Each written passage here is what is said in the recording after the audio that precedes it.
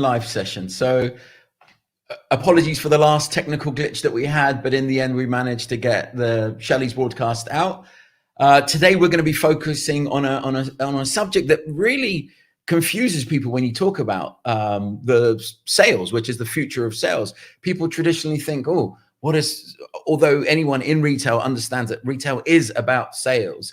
And when I reflect on my own career and how the sales career started at the body shop, at the River Island, then went to the body shop, then if anyone remembers Habitat, I was working there. I'll never forget the post that was on front of the door as you went onto the shop floor in the body shop that said, "Remember, the customer pays your wage."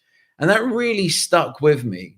And then over the years, as I've gone through my career, what has really surprised me is the fact that when I'm working with CIOs or executives within retailers, the general art of selling their business plan up through the business is actually something that's taken for granted. And it's an area that I've been able to add value to just because of how I started and how I grew up. But a lot of the executives that I work with have stayed in the IT streamline. So they don't actually have an appreciation for this. And also from a B2B and a B2C, people sometimes look at the challenges in that. And that's where we come to our guest today, Chris Luxford from Aspire Group. I'll introduce you in a minute. When I first met him in 2018 as part of a coaching course that I was on, and coincidentally, the fact that I was just so impressed and blown away by his thought and this whole thing about business outcomes that back in 2017, 16, when people started focusing on it, no one really understood what it was. They would talk about it. And even today, business outcome. But for me, Chris was the founder of Business Outcome Selling. He understood that, which for retailers, understanding, taking customers on a journey and getting to that outcome is really important. So let's not delay anymore. Let me bring Chris to us. Hello, Chris. Good morning. Hi, Alex. How are you? Thanks for having me today. Oh, my absolute pleasure. Thank you for giving me your time. I can only imagine how busy you are keeping the world of industry and sales on the right track. If we just, before we get into it, so I'd love, and I'm curious about some of your thinking, but what do you think is top of mind for the executives that you've been working with, Chris? It's an interesting question because it changes pretty much on a quarter by quarter basis these days. But the one consistent thing that never goes away is growth. Every organization is trying to grow. They're trying to evolve. They're trying to find new ways of increasing their revenue, maximizing their profitability. But it's always comes back to growth.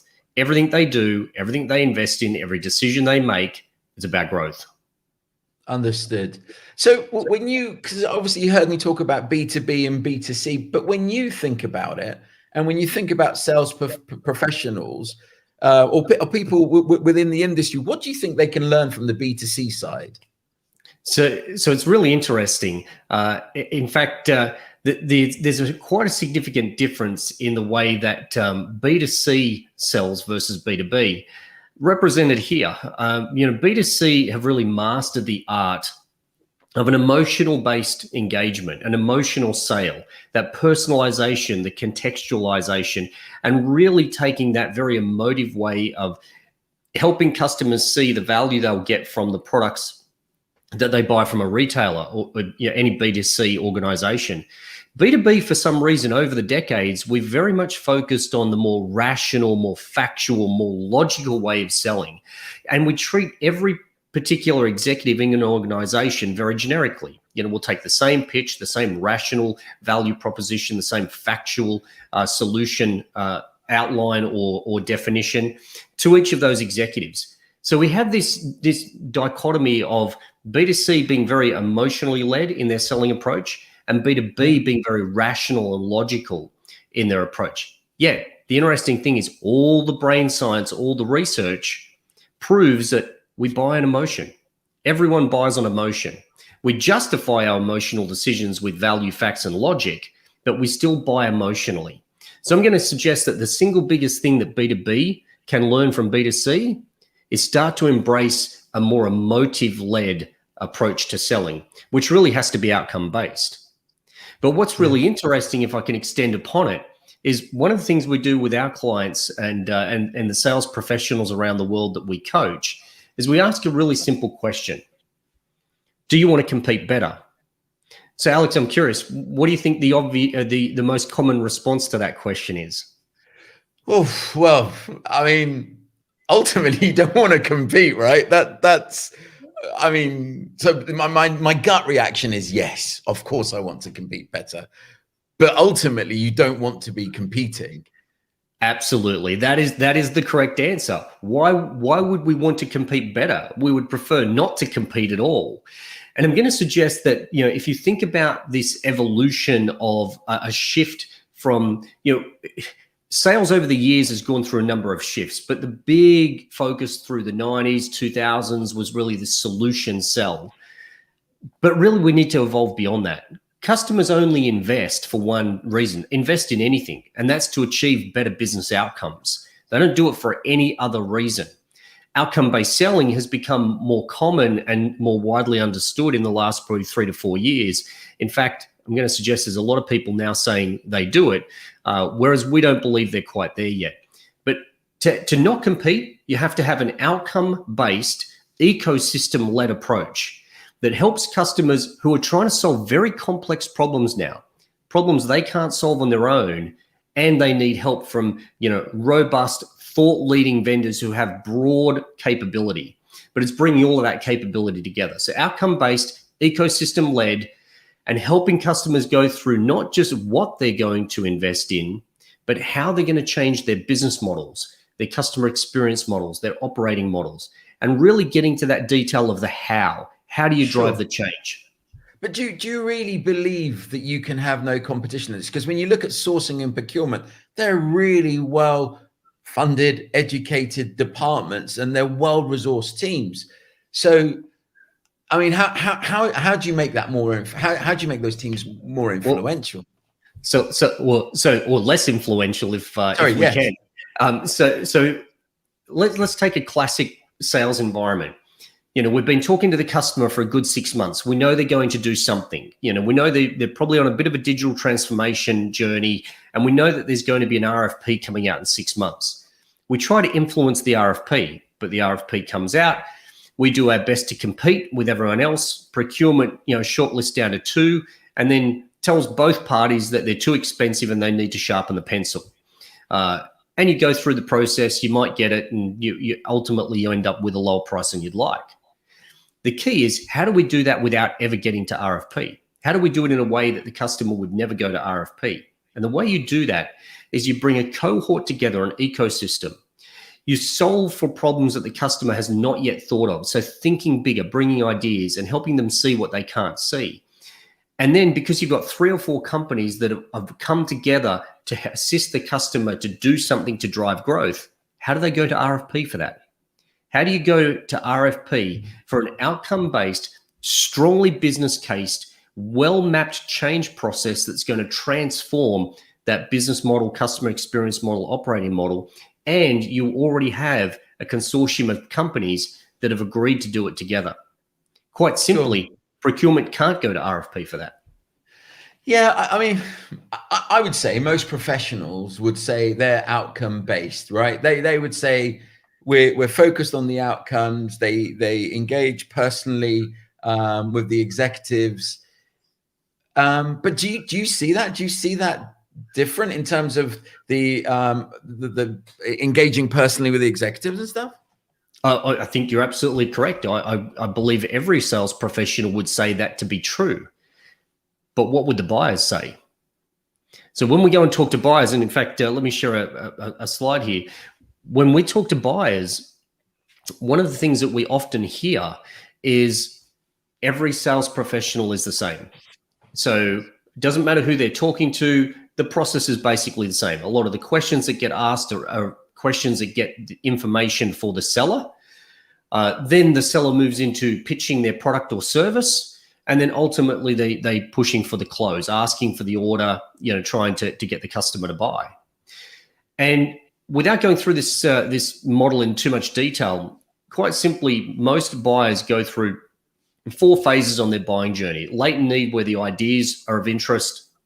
Once they've got this idea, then they need to, map out further their need development, where they're really interested in how the seller can help them, not the seller's organization, but the people who are talking to them. From there, once they've got their need defined, what they're looking for is, can your product or service or your offering meet my need? Now I am really interested in your offering. And then once I say, yes, it can, now I'm going to make a commitment where now I really care about your ecosystem. Can your ecosystem pull it off successfully? And along that journey, there's 5 considerations. Their business outcomes, or you could argue as well their IT outcomes. It's not strictly their business outcomes, business and IT. Their needs, cost, proof, and risk. Now, over the journey, all 5 of those are important, but they vary in priority as you move through the buyer's journey. One of the things that we do, Alex, in our coaching is we ask sales professionals, what phases do you spend most of your time in today? And what lines do you tend to focus on most? And the most common answer we get is we spend most of our time in phase 2 and phase 3, and most of our time on proof and price. Yeah. So one simple thing that we can do to be more differentiated and end up with not having to compete is focus on all 4 phases and all 5 lines. If we just did that, all 4 phases and all 5 lines at the appropriate time in the buying journey, we'd be far more differentiated and unlikely to have competition.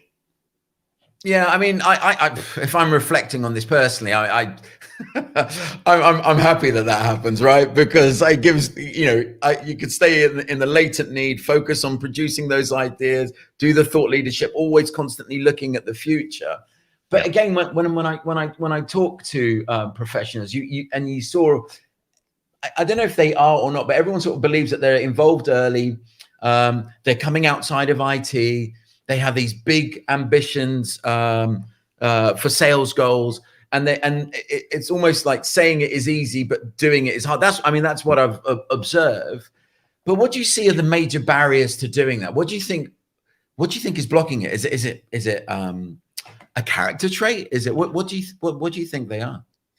Well, it's not a character trait. It's learned behavior. So over the years, we've been taught to focus on the solution. Identify a problem, and the way to solve a problem is to have a solution to the problem. So this very mechanical approach of identify a problem and then solve for the problem through a solution, which just happens to be that our solution is the best, so please buy ours, has been the learned behavior for the last 30 or 40 years. In fact, I could even track it all the way back to NCR way back in the 1800s. But share my screen again. I'd love to share a little mental model on what I really think is the real shift that we need to make. It's less of what we sell and more of how we sell. It's all about mindset. The single biggest evolution that's going on in the sales industry right now is a shift in mindset. That mindset, so an outcome-based sales approach is actually more about a shift in mindset than it is a shift in mechanics.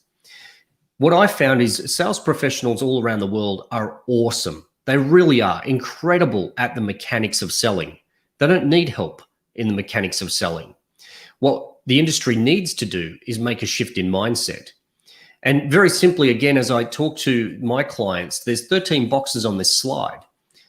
Why people are investing in technology is to increase revenue, to save both money and productivity, and to mitigate, manage, and prevent risk. How they make the changes and how they evolve their businesses is by transforming their business models, their talent models, and those 4 models in the middle, the CX model, operating model, financial model, and risk model, to drive the transformational change they want.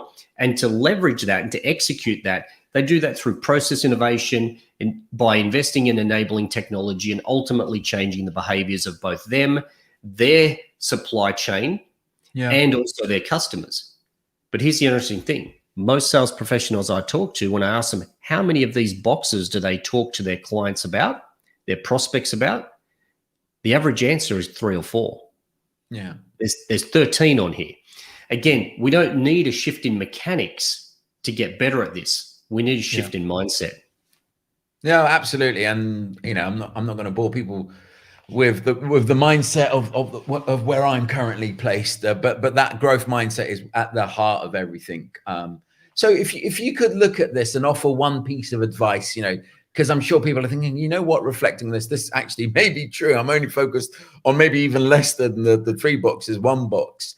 But what do you think professionals could embrace to allow them to be more emotive, but more importantly, how can they learn from B2C, in terms of the style of engagement and what they can do tomorrow? What do you think that could be? And I can see the answers already there. It is. So this is one of my favorite things that I tell everyone that I coach. It really is about having the confidence to unlearn and relearn. And it's that doubt that actually holds us back. It's this fear that if we try something different, it won't work. I've got to deliver this quarter's numbers. I've got to deliver this month's numbers. But it actually, if we want to be different, we have to do something different. And so having that ambitious goal, I'm going to elevate myself to be more outcome-based in my thinking. I'm going to research more. I'm going to understand more of my customers' desired business outcomes and really get that to a personal level, not the organization outcomes. They're important, but each individual executive's personal business outcomes they're trying to achieve, and then directly link our offering to those goals, those outcomes, via amazing ideas that help the customer think differently, help them see what they can't see, and help them face the concerns and the risk and the fear they've got in driving their own change. Because most organizations find change difficult, but ultimately change is inevitable. No, I think it's one of those things that, this is to 15, 20 minute fast exposure to some of your thinking, some of your models. Where can people hear more about you and your thinking and what you guys are all about? So obviously you can go to our website, aspiregroup.com. We publish regularly to LinkedIn. In fact, over the last couple of years, I've published over 140 articles to LinkedIn, mostly on this topic. And we're actually going to be coming out with a new video series ourselves that's going to explore all of the concepts associated with this, and particularly some of the most important mental models that we believe are important in the coming weeks and months. That's fantastic. Well, being respectful to the time of our audience, this was going to be a short look at the future of sales, B2B to BC. Chris, thank you so much for giving up your time this morning, and look forward to speaking to you at our next session. Thanks, Alex. It's been wonderful, and hopefully the audience has got at least 1 or 2 important nuggets out of the conversation. That's brilliant. Thanks a lot.